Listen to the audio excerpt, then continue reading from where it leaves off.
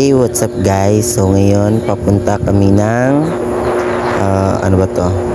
Tunganon North Cotabato. So nagmotor lang kami, dalawa ka motor. So gikan kami og Nidsayap. So diri sa Tunganon no ka ay nindot kayong view. Wala ko asa na ni siya banda, pero murag sa ano naman siya.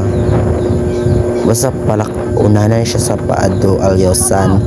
So today tulo sila nag-angkas isa ka motor, si Dave, si Son, si Tamagos. Then kami sa isa ka motor ni Yesha o ako.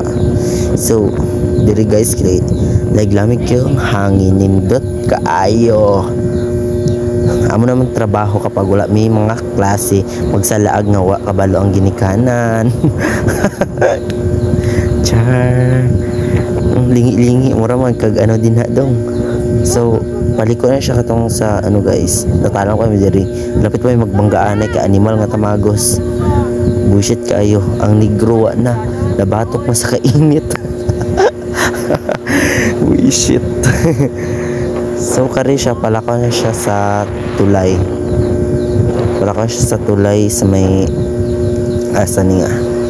Wala ko kabalo kung saan siya ano, basta palakaw mig tulunan ani. Wala ko na to na videohan katong sa most exciting part na nasa ano eh. Delikado po ba diri kay nado diri ano kay Muslim area po dabi. So ato wala lang Japon naminaw, basta makalagaw lang dito. So palakaw na kami sa bagong dalan, sa bagong tulay sang Tunganon North Cotabato. Layo kayo giabutan gikan Nidsayap pa to Tunganon. So ari siya bago ning diversion nila nga, diversion road diri nila.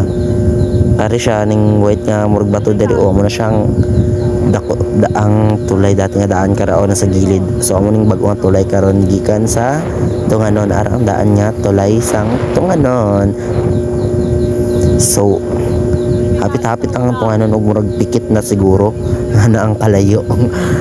So kani ana is exciting part nga mag lakaw-lakaw. So kaya siya sa pabalik na